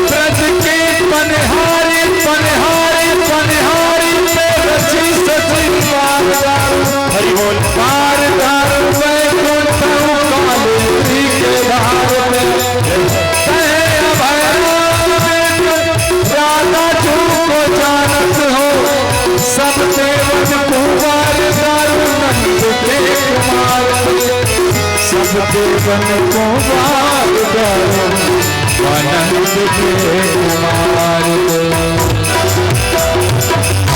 प्रेम सुन गोविंद भगवान की श्रीमद्भागवत पूर्व संगायाम आज पावन चरित्र पर सुखदेव जी कहते हैं कि हे राजन परीक्षित, समय के बदलते चक्र में इधर पार्वती ने भी अपना कमंडल उठाया और अलग बैठ गई। अब गंगा की पाप हल्के करने के लिए ब्रह्माड़ी जब आई, ब्रह्माड़ी ने सोचा कि सबसे बड़ी कमी तो हम में है। नारद जी ने लक्ष्मी में भी कमी निकाल दी कि तुमने पति को आदेश दिया, पतिव्रता धर्म नष्ट हुआ। पार्वती में ये द्वेष निकाला कि तुमने पति से झूठ बोला। सरस्वती सोचने लगी सबसे बड़ी कमी तो मेरे अंदर है, अगर हम पाप उतारने गई तो नारद जी बोलेंगे कि देखो ये आई पाप उतारने, इनमें तो सबसे बड़ी कमी है। क्योंकि सरस्वती के पिता कौन है? बोलो जरा। सरस्वती के पिता ब्रह्मा है और ब्रह्मा जी ने ही अपनी पुत्री सरस्वती से विवाह किया। ध्यान देना। अब आप कहेंगे कि देवता भी ऐसा करते थे। पहले तो दिमाग की डायरी पर एक चीज नोट करें कि ये लिंग भेद हमारे आपके नजर में है कि ये स्त्री है और ये पुल्लिंग है। ये पुरुष है, लेकिन ब्रह्म के नजर में ये लिंग भेद नहीं है, वहां पर केवल जीव आत्मा है। जैसे उदाहरण के लिए ध्यान दें मेरी तरफ, कुंभकार कुम्हार का काम है कि वो 1000 उसने घड़े बनाए, ध्यान देना। तो कुम्हार की नजर में क्या है कि केवल ये 1000 घड़ा है, मटकियां हैं। अब एक मटकी हम लेकर के आए, हमने उसमें क्या रखा, उसमें दूध गर्म करने को रख दिया, तो हमारे नजर में वो मटकी क्या हो गई, बोलिए दूध का पात्र। दूसरा व्यक्ति दूसरी मटकी लेकर के गया, उसने उसमें क्या रखा, घी रख दिया, बोलिए घी का पात्र हो गया। तीसरा व्यक्ति उसी में से एक मटकी लेकर गया, उसने उसमें मट्ठा रख दिया, बोलिए मट्ठे का पात्र है। चौथा व्यक्ति एक मटकी लेकर गया, उसने जानवर के लिए दाना भिगो दिया। तो हमारे आपके नजर में वो मटकियां दूध का पात्र, मट्ठा का पात्र, घी का या दाने का पात्र हो गई, लेकिन कुम्हार की नजर में क्या है, केवल मटकी। तो इसी तरह ब्रह्म के नजर में केवल जीव है, हमारे आपके नजर में ये स्त्री है, ये पुरुष है, लेकिन ब्रह्म के नारायण के नजर में कोई लिंग भेद नहीं है। इसलिए ब्रह्मा जी ने सृष्टि की रचना करने के लिए सरस्वती से पाणिग्रहण विवाह किया, क्योंकि बाबा गोस्वामी जी ने कहा, समर्थ को नहीं दोष गुसाई, रवि पावक सुर सरी की लाई। समरथ को नहीं दोष गोसाई, रवि पावक सुर सरी की लाई। समरथ को नहीं दोष गुसाई, रवि पावक सुर सरी की लाई। समरथ को नहीं दोष गोसाई, रवि पावक सुर सरी की लाई। रवि पावक सुर सरी की लाई। समरथ को नहीं दोष गुसाई, रवि पावक सुर सरी की लाई। जो हर कार्य को करने में समर्थमान है, उसे न ही कोई दोष है और न उसके लिए कोई बड़ी बात। जैसे रवि, रवि माने भगवान सूर्य, सूर्य की किरणें अच्छी जगह पड़ती हैं, खराब जगह जल में पड़ती हैं, थल में, जिंदा पर, मुर्दा पर, लेकिन उस अच्छाई बुराई का सूर्य पर कोई प्रभाव नहीं पड़ पाता। पावक माने अग्नि, अग्नि में आप जिंदा डाल दें, मुर्दा डाल दें, अच्छा डाल दें, खराब डाल दें, गीला डाल दें, सूखा डाल दें, लेकिन अग्नि सभी को जला करके पवित्र कर देती है। गंगा जल, गंगा जल कीटाणु ना जाते, गंगा के जल में मुर्दे बहाए जाते हैं, है ना। चमड़े की गंदी फैक्ट्रियों के हजारों नाले छोड़ दिए गए, लेकिन उस गंदगी का कोई प्रभाव गंगा के जल पर नहीं पड़ता है। ऐसे जो हर कार्य को करने में सक्षम है, उसके लिए ना कोई द्वेष है और ना कोई बड़ी बात। बोली भक्त और भगवान की। तो ये सोच करके ब्रह्मा जी पाप हल्के करने के लिए नहीं आई। गंगा जी दुखी मन से पृथ्वी पर पुनः फिर आकर घूमने लगी। नारद जी ने कहा, माँ अब एक ऐसी हम पतिव्रता स्त्री मृत्युलोक में बताएं जो तुम्हारी पाप हल्की कर देगी। बोले कौन? हरिद्वार धाम यशु नाम ही अनुसुईया। हरिद्वार में रहती है जो अत्रि मुनि की पत्नी है, जिसका नाम अनुसुईया है। वो अपने पति के सेवा में आठों पहर तत्पर रहती है, पतिव्रता है। वहां चली जाए तो पाप हल्के होंगे। गंगा जी अनुसुईया के धाम में जब आई हैं तो अनुसुईया ने पति का ध्यान करते हुए कमंडल से जल लिया। त्राक्षेपम जलम समर्प्यामि पापहानि प्रजायते। 3 बार जैसे ही जल डाला तो गंगा के पाप हल्के हो गए। प्रेम से अनुसुईया मैया की। जो कार्य उमा रमा ब्रह्माणी ने नहीं कर पाया, वो हमारे भारत देश की एक मां अनुसुईया ने किया।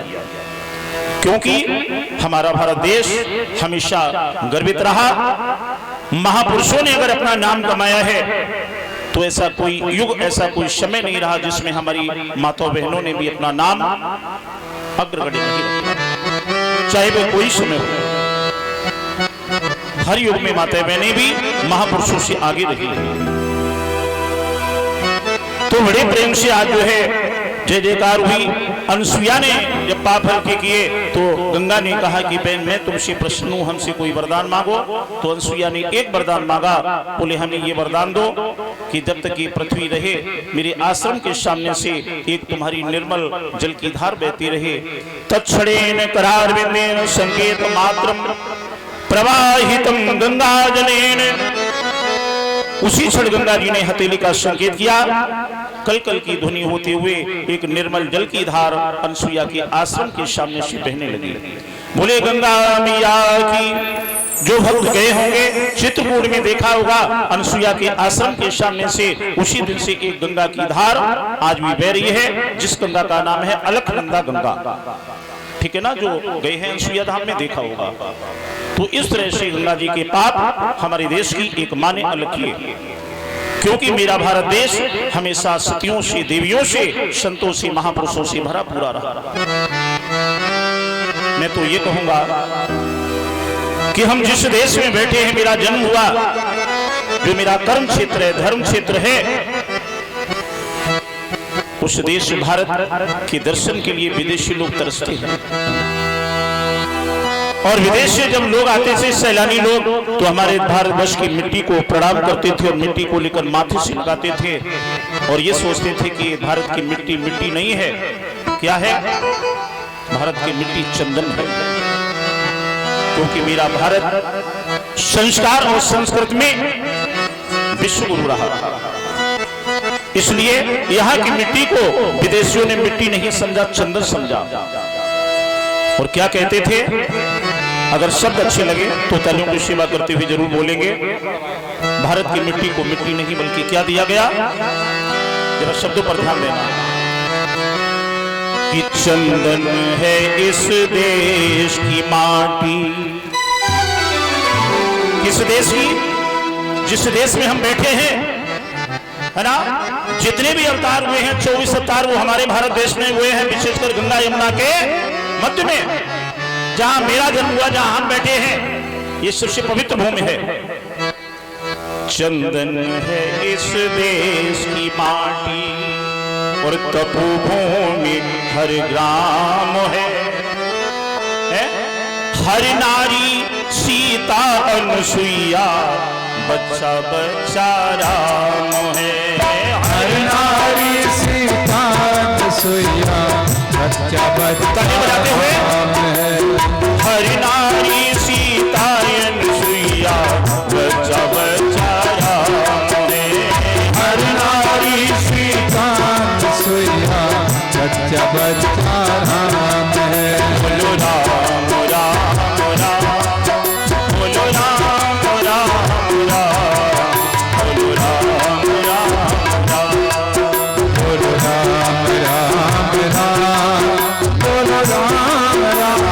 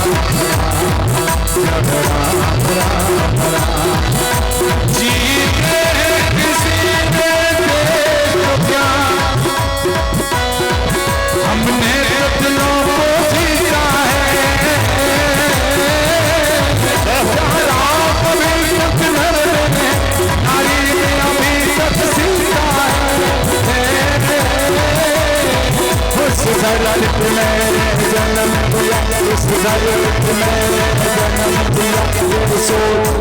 ये सोच के मैं इकरार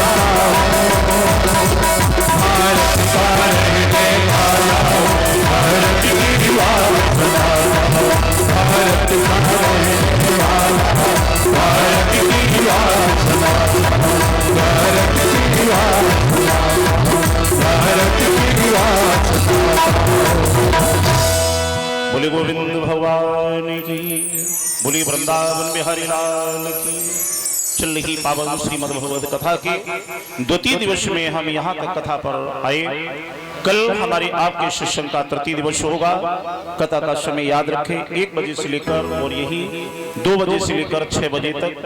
आइए, बहुत ही पवित्र एक झांकी का हम अवलोकन करेंगे, यानी कि भगवान शंकर की पावन झांकी, जो बाहर से झांकी के कलाकार आए हुए हैं, जिन्हें अभी तक आप हमारे आस्था या संतवाड़ी या आध्यात्मिक टीवी चैनल के माध्यम से हमारे कार्यक्रम में देखते रहे, वही कलाकार आपके सामने। आइए, बहुत सुंदर झांकी का आप लोग अवलोकन करेंगे। बोले भक्त और भगवान की। कल हमारे आपके बीच संवाद चलेगा, इसके आगे अन्यान कथाएं लेते हुए हमारा प्रयास रहेगा कि कल हम भक्त प्रहलाद की कथा पर आपको ले चलेंगे, क्योंकि कल तृतीय दिवस होगा। माता बहनों के लिए एक सूचना है, जिन माता बहनों के यहाँ घर में गाय दूध देती हो, थोड़ा शांति का सहयोग बनाए रखें। जो माता बहनें जिनके यहाँ गाय दूध देती है, वो थोड़ा थोड़ा दूध, ऐसा मत सोचना कि महाराज जी अपनी व्यवस्था कर रहे हैं, हमें कोई मतलब नहीं, हम अभी आरती के बाद चले जाएंगे, है ना। गाय का दूध चढ़ाने का बहुत बड़ा फल यज्ञ की कथा में होता है, एक दिन हम बताएंगे इसका महत्व। जो दूध चढ़ाता है, तो गाय का दूध ना हो तो भैंस का ही लेना, भैंस भी ना अगर देते हो तो कलयुग की अगर गाय देती हो तो उसे ही ले आना। कलयुग की दूध गाय मतलब बकरी, गंगा जल डालकर हम। एक बात ध्यान रखना, जिनके यहाँ दूध होता है वो लेकर ना आई तो ऐसा हमें मंत्र मालूम, भैया भैंसिया मोटका है और देते, इसलिए थोड़ा थोड़ा दूध सभी लेकर आएंगे। बोले भक्त और भगवान की। आइए, भगवान भोलेनाथ पार्वती की भव्य झांकी का आनंद थोड़ा जगह आप दे दें, आनंद लेंगे और उसके बाद हम आरती में प्रवेश करेंगे।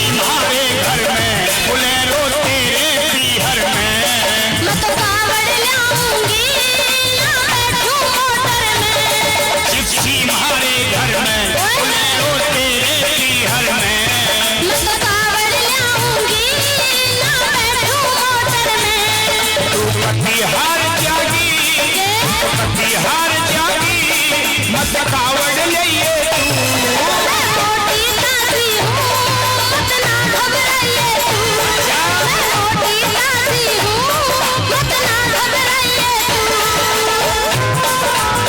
लड़के शाम के काम शराब जैसी लाइन बना कर दे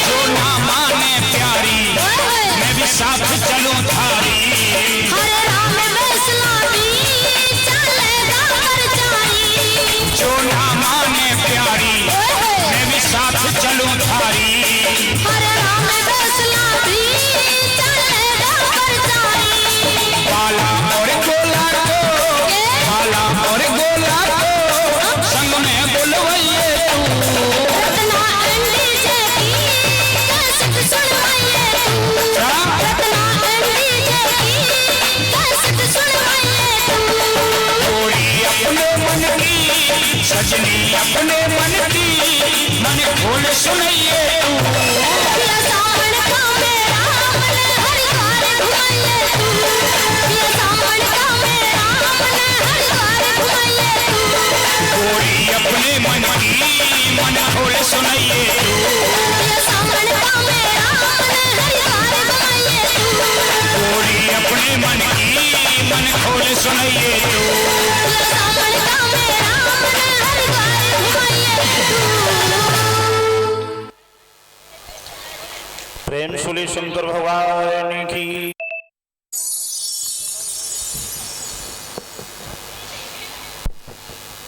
देखिए इसी तरह आप प्रत्येक दिन आरती से पहले, क्योंकि कथा में कोई डिस्टर्ब नहीं, कथा का हम समय पूरा लेंगे, लेकिन आरती से पहले आप दिव्य झांकी का आनंद प्रत्येक दिन लेते रहेंगे। जहां पर जैसी झांकी आएगी, कल की पावन झांकी होगी भगवान शंकर और माँ काली की झांकी। तो कथा का समय आप याद रखें, 2 बजे से लेकर यही 6 बजे तक। सभी भक्त नेत्र बंद कर लें और उंगली बनाकर अपनी गोदी में रखें। नेत्र बंद, उंगली गोदी में, और सीधे बैठ जाएं। एक मंत्र आप लोग बोलेंगे सभी।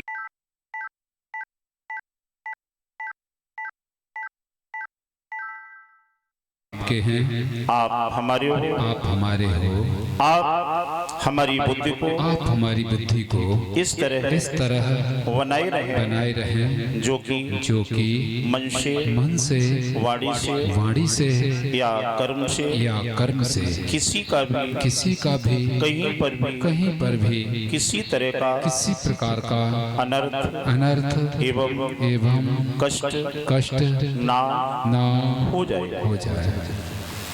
अस्तु मां सद्गमय तमसो मां ज्योतिर्गमय। हे मां हमें अंधकार से प्रकाश की तरफ ले चलो। हे मां हमें अज्ञानता से ज्ञान की तरफ ले चलो। अब सभी आरती के लिए सभी भक्तजन अपने अपने स्थान पर खड़े हो जाएं। हमारा यजमान परिवार है, वो आगे आरती ले ले। और थोड़े थोड़े सभी भक्त जो बाहर है पंडाल के अंदर आ जाएं आरती के लिए।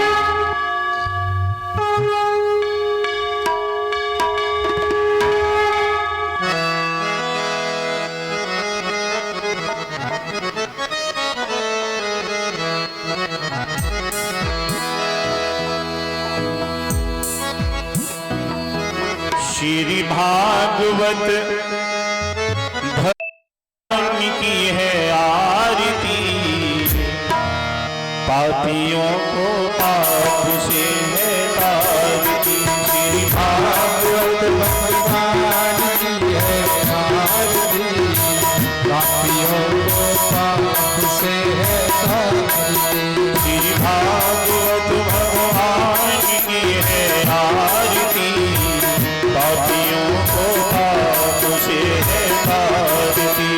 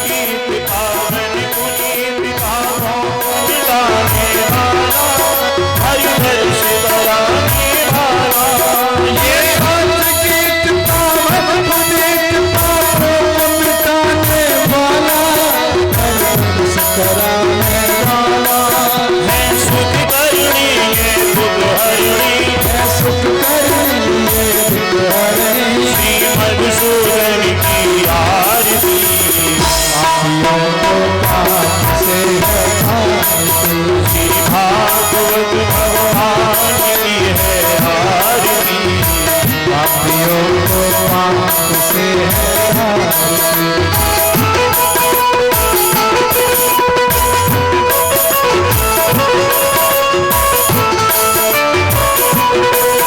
ये मधुर बोली जगदम्बे को आरती दिखाने वाला, जिंदगी बनाने वाला।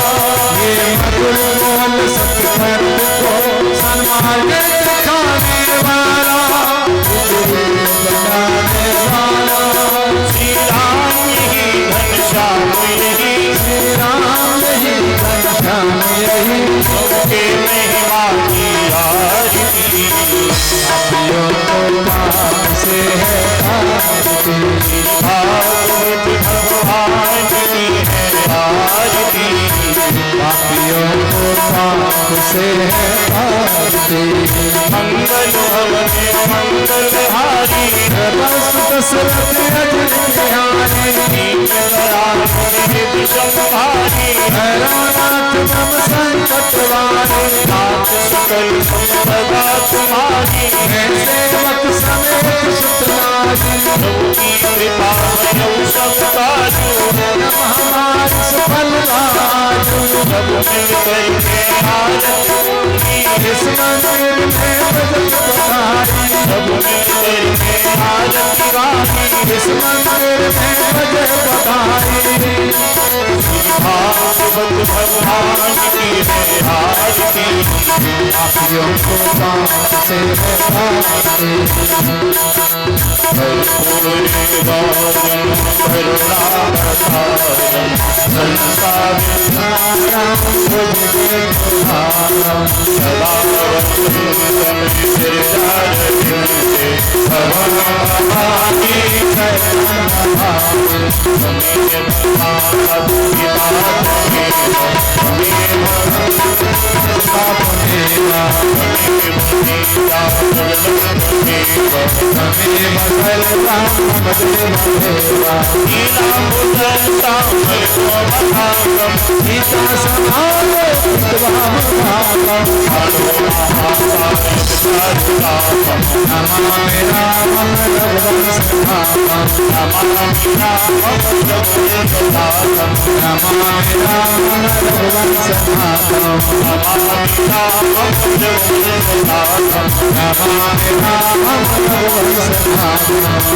हरे रामा हरे रामा, राम राम हरे हरे, हरे कृष्ण हरे कृष्ण,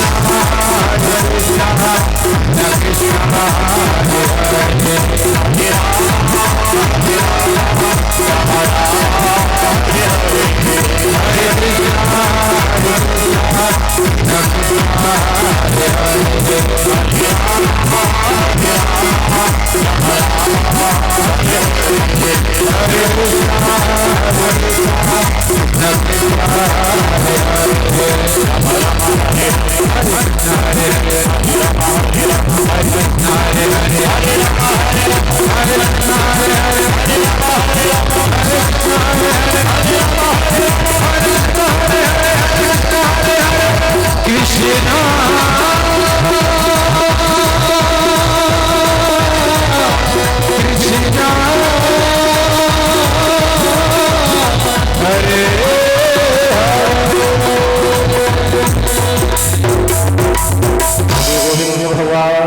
जय हो श्रीमद् भागवत महापुराण की जय हो वृंदावन बिहारी लाल की, शंकर भगवान की जय हो पवन पुत्र हनुमान की जय हो सनातन धर्म की, गौ माता की, जय हो अपने अपने माता पिता की, जय हो भारत माता की, जय हो भारत माता की, जय हो भारत माता की, जय हो धर्म की, जय हो धर्म की, जय हो अधर्म का विनाश हो अधर्म का विनाश हो प्राणियों में सद्भावना प्राणियों में सद्भावना हो विश्व का कल्याण हो विश्व का कल्याण हो विश्व का कल्याण हो ओम हर हर पद महादेव।